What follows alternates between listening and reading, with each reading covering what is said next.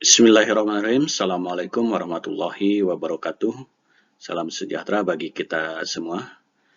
Anak-anakku sekalian, Alhamdulillah wa syukurillah pada kesempatan kali ini kita bisa ketemu kembali dalam pembelajaran PPKN kelas 10 unit kegiatan belajar 2. Berdasarkan kurikulum PSP atau kurikulum program sekolah penggerak. Nah, adapun materi yang akan kita bahas bersama-sama yaitu tentang Panitia 9 dan Mukadimah Dasar Negara. Silakan kalian simak sampai dengan selesai. Baiklah anak-anakku sekalian, pasca atau sudah sidang pertama BPUPK, Badan Penyelidik Usaha Persiapan Kemerdekaan, atau dikenal dengan istilah Dokuritsu Jumi Chosakai, sejumlah anggota BPUPK mengadakan pertemuan untuk membicarakan langkah berikutnya, yang kemudian terbentuk dua panitia kecil. Panitia ke-1 beranggotakan 8 orang, atau dikenal dengan nama Panitia 8. Nah, Panitia 8 ini bertugas untuk mengumpulkan berbagai usulan para anggota, yang kemudian dibahas pada sidang berikutnya. Sementara panitia kedua beranggotakan 9 orang atau dikenal dengan istilah panitia 9. Nah, panitia 9 ini bertugas menyusun pembukaan hukum dasar. Kalau kita perhatikan di tabel berikut ini ada susunan daripada panitia 8 dan panitia 9. Panitia 8 susunannya Soekarno sebagai ketua merangkap anggota. Kemudian yang berikutnya Ki Bagus Hadikusumo, Ki Haji Wahid Hasim, Muhammad Yamin, Sutarjo, Maramis, Oto Iskandar Dinata, dan Muhammad Hatta.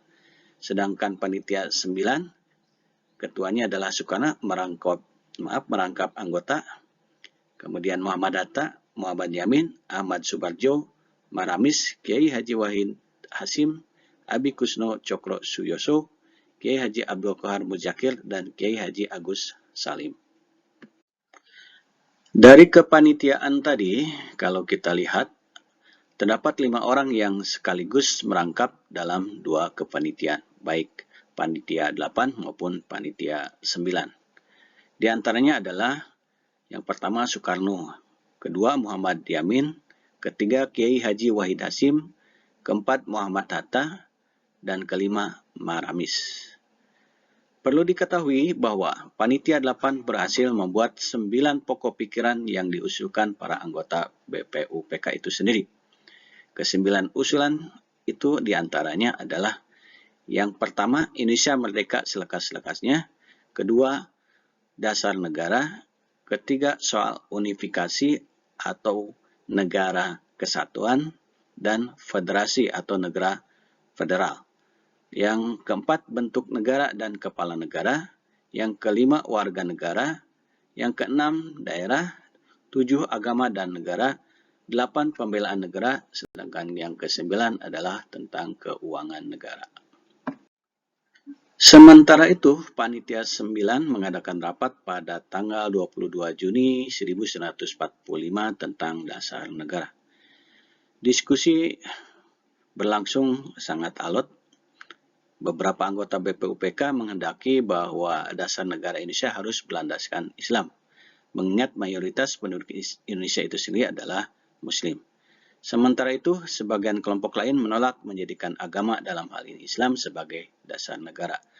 Bahkan Muhammad Hatta, Supomo, dan Insinyur Soekarno mengusulkan pemisahan agama dan negara. Akhirnya disepakati rancangan asas atau dasar Indonesia Merdeka yang diberi nama oleh Soekarno sebagai Mukadimah. Muhammad Yamin menyebutnya sebagai Piagam Jakarta. Adapun isinya adalah sebagai berikut.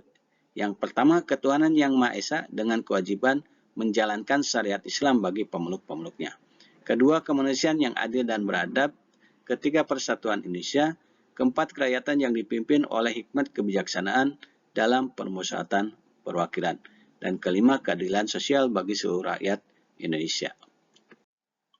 Anak-anakku sekalian, berdasarkan hasil keputusan Panitia 9 tersebut, kemudian dilaporkan ke hadapan seluruh anggota BPUPK pada tanggal 22 Juni 1945. Karena dianggap telah menyelesaikan tugasnya, BPUPK dibubarkan pada tanggal 7 Agustus 1945. Agenda berikutnya adalah menyiapkan dan mematangkan serta mengesahkan hal-hal penting untuk mempersiapkan kemerdekaan Indonesia. Maka pada tanggal 9 Agustus 1945 dibentuklah Panitia Persiapan Kemerdekaan Indonesia atau disingkat PPKI, Dokurusi Jumbi Inkai. Pada tanggal 14 Agustus 1945, Jepang menyerah kepada sekutu. Seiring dengan itu, terjadilah kekosongan kekuasaan atau dikenal dengan istilah vacuum power. Sehingga situasi tersebut dimanfaatkan oleh para pendiri bangsa untuk mempercepat kemerdekaan Indonesia. Akhirnya Indonesia diproklamasikan oleh Soekarno-Hatta pada tanggal 17 Agustus 1945. Kemudian, sehari setelah proklamasi kemerdekaan, pada tanggal 18 Agustus 1945, PPKI melaksanakan sidang. Dalam sidang inilah peristiwa penghapusan 7 kata dalam Piagam Jakarta terjadi. Muhammad Hatta adalah salah satu tokoh penting di balik ide penghapusan 7 kata tersebut. Alasannya, sejumlah pihak keberatan dengan adanya 7 kata tersebut, sehingga berpotensi terjadi perpecahan. Diskusi dan lobi-lobi dilakukan kepada sejumlah tokoh yang selama ini mengusulkan Indonesia berasaskan Islam, seperti Ki Bagus Hadikusumo dan Kiai Haji Wahid Hasim. Para tokoh Islam itu berbesar hati dan mendahulukan kepentingan bersama, yakni menjaga keutuhan bangsa. Mereka pun sepakat dengan penghapusan 7 kata dalam Piagam Jakarta. Adapun yang dimaksud 7 kata dalam Piagam Jakarta tersebut adalah sila atau poin yang pertama. Di situ di Piagam Jakarta disebutkan ketuhanan yang Maha Esa dengan kewajiban menjalankan syariat Islam bagi pemeluk-pemeluknya. Maka 7 kata yang dihapus itu mulai dari kata dengan kewajiban menjalankan syariat Islam bagi pemeluk-pemeluknya. Demikian tadi yang bisa Bapak sampaikan atau jelaskan mengenai dasar negara dan Panitia 9 maupun Panitia 8. Nah, pada kesempatan kali ini untuk mereview atau merefleksi sejauh mana pemahaman kalian terhadap materi yang sudah tadi dijelaskan. Ada tugas individu berupa latihan soal dengan pertanyaannya. Yang pertama, coba kalian bandingkan masing-masing tugas Panitia 8 dengan Panitia 9. Kemudian, siapakah Ketua Panitia 9? Dan yang berikutnya, apa isi Piagam Jakarta? Dan yang terakhir, pertanyaannya adalah mengapa isi Piagam Jakarta poin pertama ada pergantian atau dirubah. Nah, catatan silakan kerjakan di buku tugas. Jangan lupa tulis terlebih dahulu soalnya.